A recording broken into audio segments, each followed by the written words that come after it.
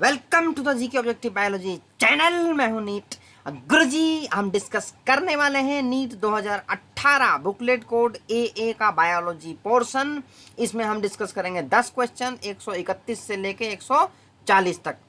तो इसमें बहुत सारे क्वेश्चन ऐसे हैं जो मैचिंग टाइप में हैं, तो हम देखेंगे कैसे उनको सॉल्व करने हैं। टोटल एनसीईआरटी बेस्ड डिस्कशन है जीके ऑब्जेक्टिव बायोलॉजी चैनल पे। मैं हूं नीट गुरुजी। चैनल को कर लें सब्सक्राइब।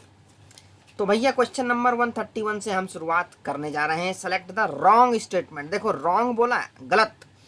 एक गलत होगा, 3 सही होंगे। इस तरीके से इसको सॉल्व करो। तो पहला स्टेटमेंट क्या कह रहा है? Pseudopodia are locomotory and feeding structure in sporozoans. अरे क्या ये स्पोरोजोन्स में होते हैं? तो नहीं होते। कहाँ होते हैं? अरे ये तो भैया अमीबा में होते हैं।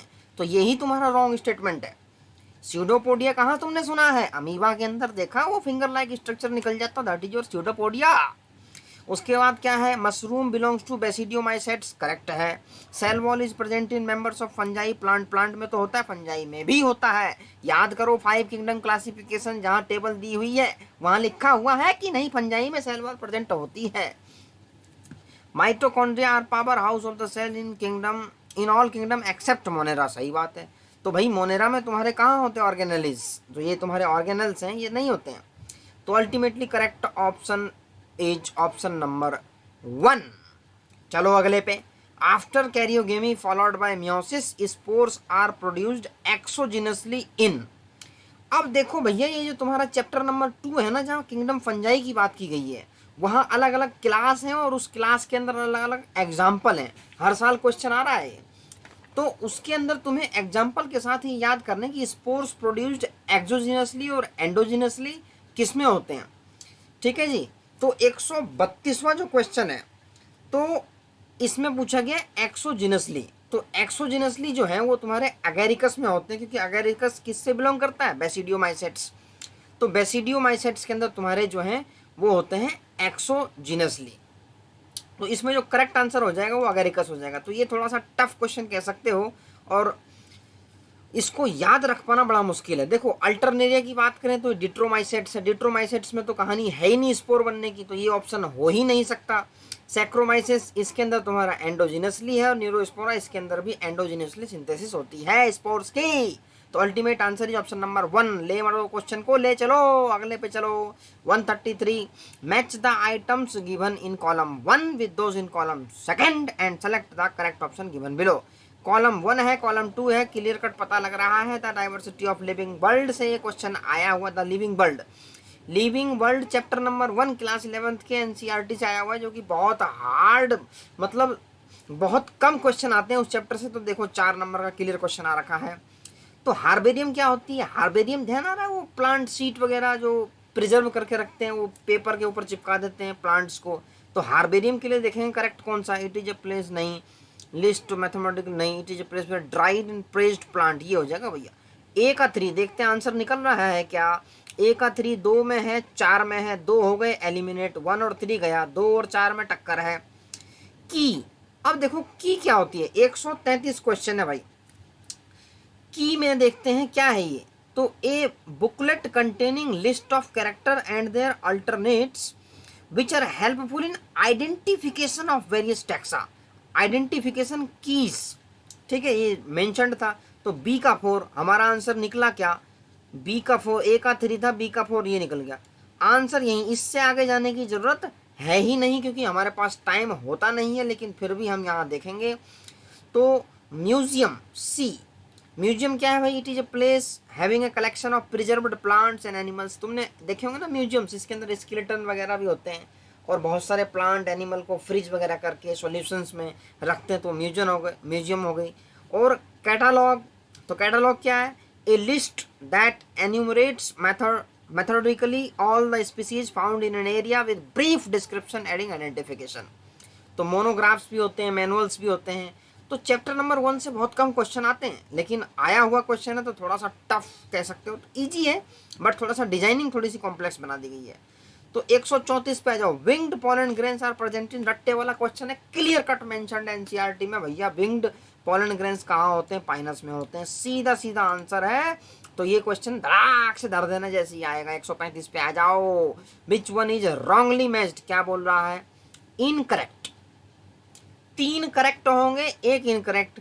क्या जीमा कप्स मार्केंसिया में होते हैं? तो बिल्कुल होते हैं। एनसीईआरटी में ब्रायोफाइट्स के अंदर देखा भैया, डायग्राम दिया हुआ, जीमा कप्स मेंशन्ड है, तो 1 is correct. By flagellate zoospore brown algae, अरे मेरे मालिक 135वें क्वेश्चन में तो by flagellate zoospore brown algae सही है। यूनिफ्लैजिलेट गैमेट्स पॉलीसाइफोनिया, ये रेड एल्गी भाई, पॉलीसाइफोनिया, तो इसमें तो कोई फ्लैजिलेट का कंडीशन है ही नहीं, तो यही हो गया इनकरेक्ट। ऑप्शन नंबर तीसरा ही इनकरेक्ट है।